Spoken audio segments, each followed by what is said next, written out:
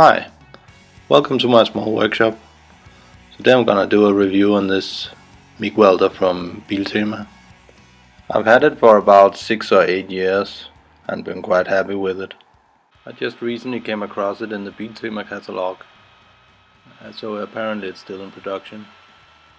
It's listed for a little less than 200 euros these days. There's a lot of negative comments online about these budget welders, but in this case I think you get a very decent machine for a very low price. As with any other MIG welder, you can weld steel without gas by using flux-coated wire, and by using a shielding gas you can weld stainless steel and aluminium surprisingly well. The controls are quite simple, nothing too fancy or complicated.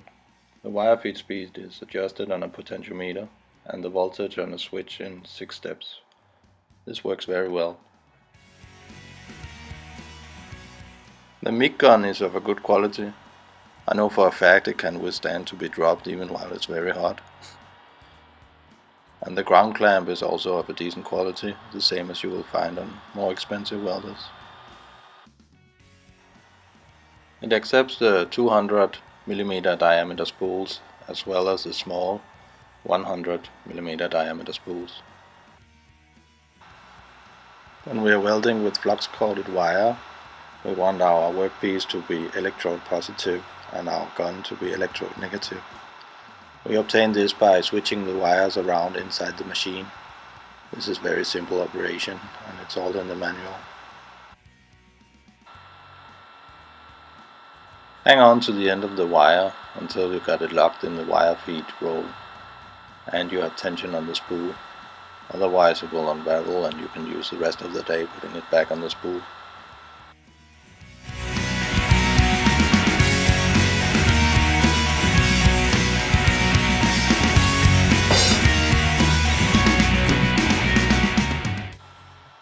And now we are ready to weld some steel.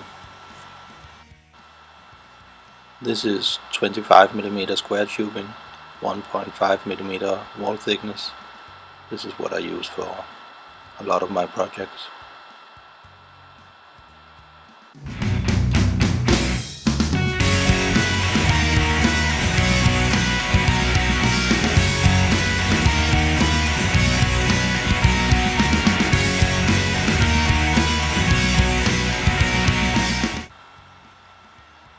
Up next is 2 pieces of 10mm steel plate. Welding with the flux-core wire creates a lot of weld splatter, but the advantage is of course that you don't need any shielding gas for this kind of welding.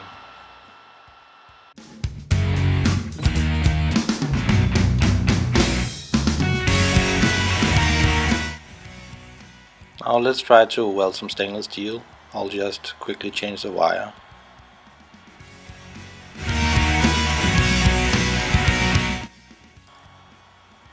Now we are welding with shielding gas, so it's important to remember to change the polarity.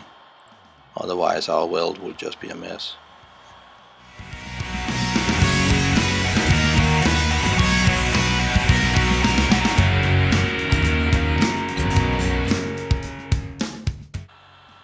The gas inlet is this 6mm plastic tubing that fits into a push-in fitting on this regulator for this small one-time use disposable gas cylinders.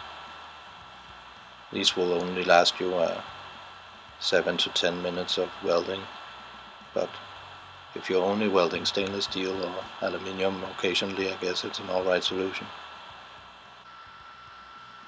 I didn't have a 6mm push-in fitting, so I made this temporary solution with some tape and a hose clamp, but it's not leaking, so it has now become permanent.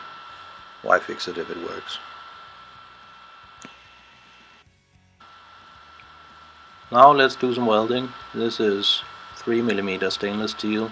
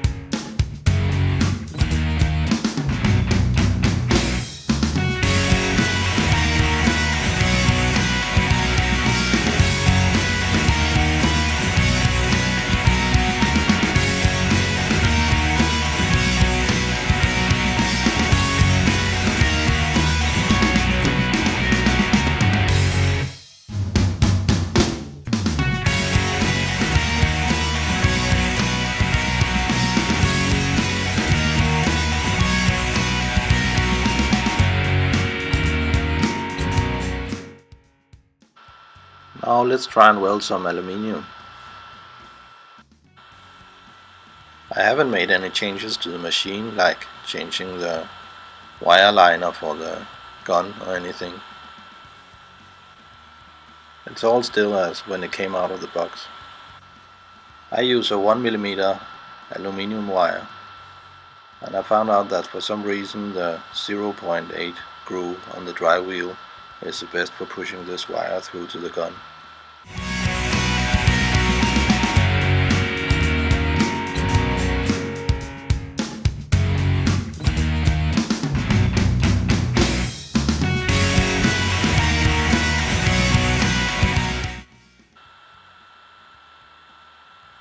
This is 2mm aluminium plates. It's important to clean off the oxide layer before welding.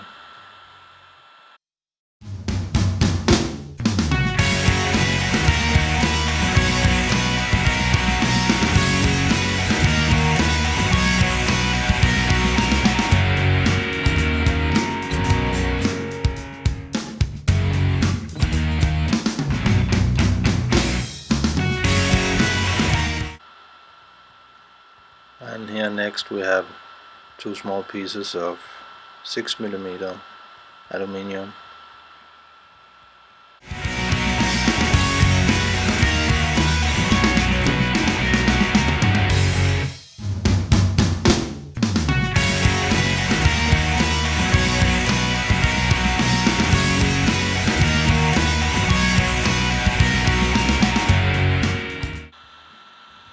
And here I'm trying to do an outside corner. This is also 6mm aluminium.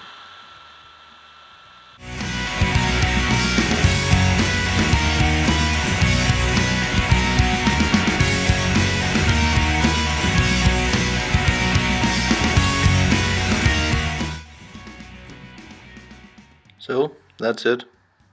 This is some of the welds that I did for this video. Aluminium on the right, stainless steel in the middle, and normal steel on the left.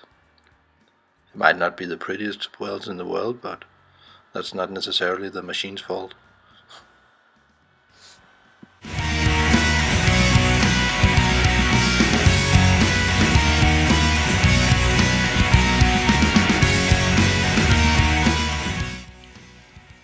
As I mentioned in the beginning of the video, I think this is a very good machine for the money. It has very simple controls and it's easy to use. And it's able to weld most of the materials and material thicknesses that you will come across in your home workshop. It's a transformer welder, so there's not a lot of sensitive electronics inside. The downside to this is that it's quite heavy. It's 25 kilos according to the manual. It actually came with a couple of wheels and a handle, but I never fitted those. Unless you are carrying it up and down ladders and stairs all day, I don't see this as a problem.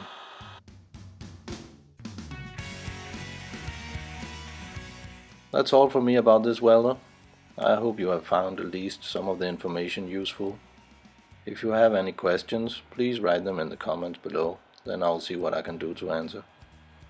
Thank you very much for watching.